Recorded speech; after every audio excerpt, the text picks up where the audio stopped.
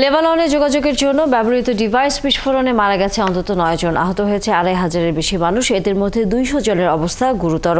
আহতদের মধ্যে লেবাননে নিযুক্ত ইরানের রাষ্ট্রদূত রয়েছেন। মনিরুজ্জামান বাবুর প্রতিবেদন। হঠাৎ করেই লেবাননের বিভিন্ন স্থানে একের পর এক বিস্ফোরিত হতে থাকে যোগাযোগ মাধ্যম পেজার, যা চলে প্রায় ১ ঘন্টা ধরে। সেগুলো হ্যাক করে বিস্ফোরণ ঘটানো হয়েছিল বলে ধারণা করা হচ্ছে। রাজধানী বৈরুত সহ আরও বেশ কয়েকটি শহরে একযোগে এসব বিস্ফোরণ ঘটে। বিস্ফোরণের ফলে অনেক হতাহতের ঘটনা ঘটে। এর মাঝে আহতদের অনেকেই হিজবুল্লাহর যোদ্ধা। এক বিবৃতিতে হিজবুল্লাহ জানিয়েছে যে পেজারগুলোতে বিস্ফোরণ ঘটেছে সেগুলো হিজবুল্লাহর বিভিন্ন ইউনিট ও প্রতিষ্ঠানের কর্মীরা ব্যবহার করতেন। এসব বিস্ফোরণে তাদের অন্তত ২ যোদ্ধা নিহত হয়েছেন বলে জানায় তারা।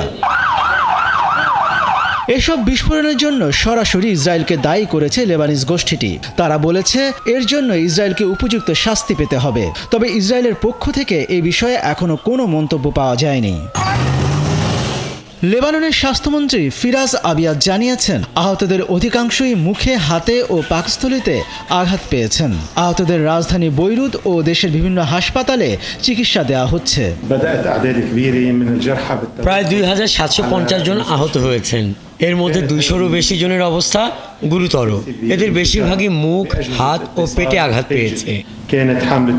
এদিকে মার্কিন পররাষ্ট্র দপ্তরের মুখপাত্র ম্যাথিউ মিলার বলেছেন, পেজার বিস্ফোরণের ব্যাপারে তারা আগে থেকে অবগত ছিল না। আমি বলতে পারি যে যুক্তরাষ্ট্র এতে জড়িত নয়। যুক্তরাষ্ট্র এই ঘটনা আগে থেকে অবগত ছিল না এবং এই মুহূর্তে আমরা এ ব্যাপারে তথ্য সংগ্রহ করছি। কয়েক মাস আগে তাইওয়ানের একটি কোম্পানির কাছে কয়েক হাজার পেজার তৈরির অর্ডার দিয়েছিল লেবানিজ সশস্ত্র গোষ্ঠী হিজবুল্লাহ। ইসরায়েল যেন অবস্থান শনাক্ত করতে না পারে সেজন্য যোগাযোগের একটি নিম্ন প্রযুক্তির মাধ্যম হিসেবে এই ধরনের পেজার ব্যবহার করছিল হিজবুল্লাহ। কিন্তু ওই পেজারগুলোর মধ্যে গোপনে সামান্য পরিমাণে বিস্ফোরক বসিয়ে দেয় ইসরায়েলি গোয়েন্দা সংস্থা মোসাদ।